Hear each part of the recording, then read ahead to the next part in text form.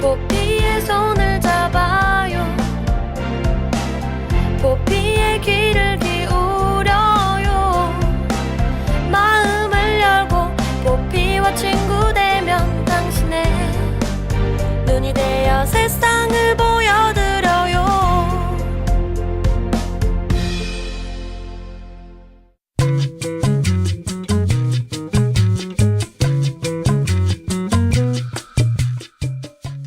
안녕하세요. 매주 금요일에 만나는 이창훈의 포피 초대석 시각장애 앵커 이창훈입니다. 지난 20일은 대한민국 정부가 정한 장애인의 날이었고 이번 주는 장애인 기념주간입니다. 그래서 오늘 포피 초대석에서는 장애인을 위해 활동해온 분을 모셔서 그 이야기를 들어보고자 합니다. 특히 여성 장애인들의 인권과 삶의 질 향상을 위해 노력하신 분인데요. 이 공을 인정받아 2015년 서울시 복지상 장애인권 분야 최우수상을 수상하셨습니다. 한국시각장애인 여성연합회 여성장애인 어울림센터 전인옥 센터장인데요. 전인옥 센터장과 여성장애인들의 인권에 관해서 그리고 개인적인 인생까지 다양한 이야기 나눠보도록 합니다. 4월 24일 금요일 이창훈의 포피 초대석 지금부터 시작합니다.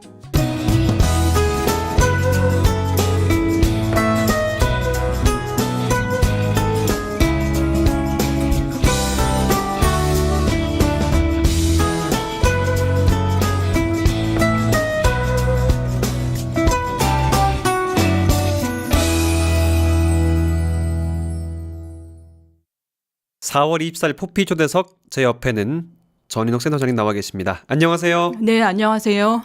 서울에서 멀리 이렇게 또 세종시까지 오셨는데 처음 오시는 거죠? 예, 처음 옵니다. 어떠셨나요, 오시면서?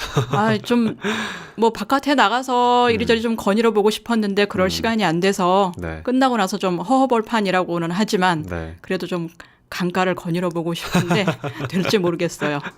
허락을 좀 받으셔야겠는데요. 예, 함께 예. 오신 분과. 잠깐 뭐 간단하게 제가 소개해드렸지만 인사 한번 해주세요, 청취자분들에게. 예, 안녕하세요. 저는 한국시각장애인 여성연합회 여성장애인 어울림센터에서 일하고 있는 전인옥이라고 합니다. 만나서 반갑습니다. 네, 반갑습니다. 제가 매주 나눈 포피 초대석 그 주인공들에게 이게 여쭤보거든요. 예, 언제 실명하셨습니까? 예, 저는 태어나면서부터 시각장애인으로 지금까지 살아오고 있습니다. 그러면 선천 예. 시각장애인이신 예, 한 번도 거잖아요. 빛을 보지 못했고요. 네. 그래서 본다는 것이 어떤 것인지 모르고 뭐 그렇다고 해서 제 눈에서 어둠을 느끼는 것도 아니고 빛과 어둠을 모르는 그냥 혼돈 상태 그대로입니다. 그 전혀 안 보이시는 거죠? 아직 네네네. 한치 앞도 저도 예, 마찬가지입니다. 알겠습니다. 그 제가 초반에 오프닝에서 이렇게 얘기를 했는데 이번에 서울시 복지상 장애인권 분야 최우수상 수상하셨습니다. 축하합니다. 아유, 감사합니다. 네, 시상식이 열렸는데 소감 어떠세요? 그냥 한 곳에서 이렇게 좀 뭐 아직 10년은 채 안 됐지만 오랫동안 일하다 보니까 이런 일도 있구나. 어쨌든 역시 한 우물을 파는 것이 중요하긴 하구나 이런 생각이 들더라고요. 뭐 책임감, 부담감 이런 거 느끼지 않으세요? 상 받았을 때. 책임감, 부담감 이라기보다는 네. 저는 이제 우선 감사하죠. 감사함. 많은 분들이 일단 저를 지지해 주셨고 격려해 주셨고 언제나 힘이 되어 주시는 분들, 주위에 있는 모든 분들이 제 편이거든요. 그래요? 예. 늘 센터장님 편인 분들과 함께 다니시는군요. 예, 그렇습니다. 알겠습니다. 자, 한국시각장애인 여성연합회 여성장애인 어울림센터 전인옥 센터장님과 오늘 만나서 얘기 나누고 있는데요. 먼저 여성장애인 어울림센터 이야기를 좀 해보도록 하겠습니다. 한국시각장애인 여성연합회 여성장애인 어울림센터 좀 소개가 필요할 것 같은데요. 예, 한국시각장애인 여성연합회부터 소개가 돼야 될 것 같아요. 그렇죠. 네, 우선 한국시각장애인 여성연합회는 여성 시각장애인들의 그 인권, 또 성평등 이런 것을 목표로 하면서 세워진 당사자 단체이고요. 네. 예, 거기서 이제 2010년도에 여성가족부에서 여성장애인 어울림센터를 지정할 때가 있었어요. 네. 그럴 때 이제 시각장애인 단체에서는 유일하게 저희 시각장애인 여성연합회에서 어울림센터를 지정을 받아서 이제 운영을 하게 됐고요. 이 여성장애인 어울림센터는 이제 한국 시각장애인 여성연합회와 달리 시각장애인을 포함한 모든 여성장애인들이 함께 어울려서 사회 참여 확대를 위해서 이제 일하는 그런 단체거든요. 그런데 시각장애인의 특성상 다른 장애 여성들은 거의 찾지를 않습니다. 예, 그래서 저희는 상징적인 의미가 있어요. 이 단체는. 네. 예. 만약에 이 단체에서 여성장애인 어울림센터가 없어진다. 그러면 시각장애인 쪽의 전체 어울림센터가 없어지는 거나 마찬가지이기 때문에 저희는 꼭 지켜가야 하는 그런 사명감이 있습니다.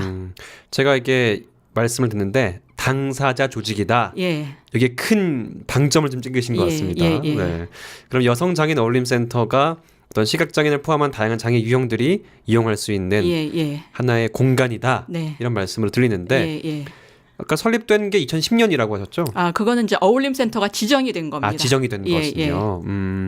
그러면 참 지정이 되는 과정이 쉽진 않으셨을 것 같아요. 어떤가요? 예, 지정이 되는 과정이 이상하게 그 시각장애인 쪽이 정보력이 좀 취약하더라고요. 그런 부분이 있죠. 네. 예, 그래서 다른 어울림센터는 이미 이제 다 준비가 거의 끝나갈 무렵에 어떻게 정보를 알아가지고 그래서 일주일 만에 막 서둘러서 뭐 서류 내고 뭐 이렇게 저렇게 해가지고 겨우겨우 이제 지정을 받게 되는데 그 과정에서 저희가 이제 유리했던 게 2007년도에 저희가 그 가정폭력, 성폭력 상담사 양성 과정을 했었어요. 네. 그래서 그 프로그램을 했다라고 하니까 그냥 구청 직원이 오셔가지고 보시더니 아, 이런 정도면 지정할 수 있겠다. 이렇게 해가지고 이제 결정적인 순간이 그거였어요. 그거를 이제 한국시각장애인 여성연합회에서 했다라는 말씀이죠. 그게 그렇죠. 가장 큰 중요한 하나의 포인트가 됐다라고 말씀을 지금 해 주셨습니다. 자, 여성장애인 어울림센터는 그러면 지금 뭐 인권, 성평등 또 다양한 어떤 일들 아주 궁금하긴 이제 합니다. 여성장애인 어울림센터는 그 여성장애인들의 사회 참여 확대가 이제 가장 큰 목표거든요. 네. 그래서 여성장애인들의 고충 상담이 우선 되는 그런 고충 상담이요? 고충 상담이 이제 고충 상담을 토대로 해서 그분을 이제 교육으로 연결을 시키든지 뭐 아니면 이제 취업으로 연계시키든지 이런 식으로 일을 하거든요. 그래서 사실은 동료 상담원의 역할이 굉장히 큽니다. 그래서 지금 얘기할 부분이 바로 동료 상담과 양성 교육에 대한 얘기를 좀 이어져야 될 것 같은데 예전에 저희 그 포피 채널에서도 잠시 소개를 해드린 적은 있습니다만 어떤 프로그램인지 좀 소개를 해볼까요? 예, 동료 상담과 양성 교육은 이제 저희가 이제 2010년도 처음에 지정받으면서 시작을 했던 프로그램이고 그리고 이제 오랜만에 또 올해 들어서 오랜만에 부활을 시켰어요. 부활이요? 그 프로그램을. 예. 그동안에 죽어 있었다가 부활을 시켰습니다. 네. 동료 상담가 양성이라고 하는 것은 한마디로 전문가 상담과는 좀 차별이 되는데 전문가 상담은 그야말로 상담에 대해서 정말 전문적으로 공부를 해서 이 전문가가 내담자를 그야말로 좀 수직적인 그런 선상에서 상담을 한다고 할까? 예, 이렇게 표현을 해도 될 것 같아요. 그렇다면 그런데 동료 상담은 말 그대로 동료가 동료에게 상담을 하는 것인데 선배와 후배라고 하는 차이가 있습니다. 그러니까 이제 중도의 장애인이 된 분이라든가 아니면 장애인이 일찍 되었으나 사회에 나오지 못했던 분들 그런 분들에게 선배가 나는 이러하면서 이렇게 살아왔다. 지역사회에서 살아가려면 어떻게 해야 된다라고 하는 그런 뭐 조언은 아니고요. 여기서는 조언이 또 금물입니다. 조언은 안 되고요. 예, 조언은 안 되고 자기 얘기를 들려주는 것인데 우선 상대방에게 먼저 충분히 얘기를 끌어내고 대등한 관계에서 또 이제 또 대등한 시간을 가지고 이렇게 상담을 하는 것이 여기는 원칙으로 되어 있습니다. 그래서 당사자 조직이다 보니까 또 어찌 보면 이게 가장 그 동료 상담을 통해서 이게 교육이든 아니면 다양한 뭐 그 취업이든 고용이든 이런 부분까지 이어진다 말씀으로 들리는데요, 맞나요? 예, 그렇습니다. 이게 출발 선상이란 말씀이시죠? 예. 알겠습니다.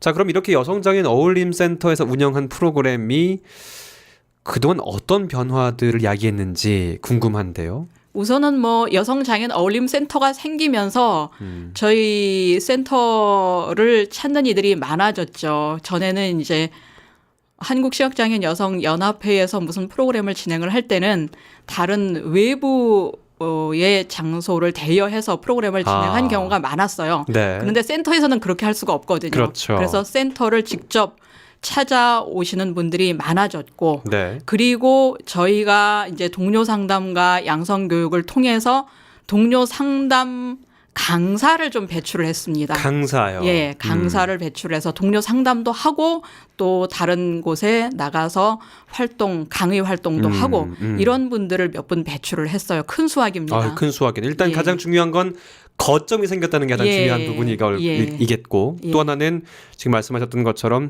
이제 전문가, 그러니까 동료 상담가로 활동할 수 있는 사람들이 배출됐다. 예. 5년 사이에 그렇게 된 거군요. 네네네, 그렇습니다. 알겠습니다. 사실은 보람도 있지만 여러 가지 해결해야 될 난제들도 있을 것 같은데요. 예. 어떤 것들이 있을까요?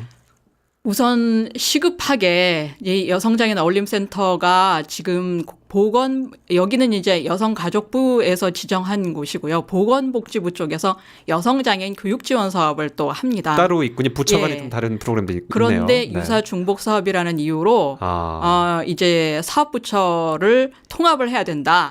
지금 이런 얘기가 있거든요. 네. 그런데 여성가족부와 보건복지부 사이에는 분명히 차이가 있거든요. 그렇겠죠. 예, 여성가족부는 정말 여성의 입장에서 장애인들의 문제를 바라보는 것이고 네.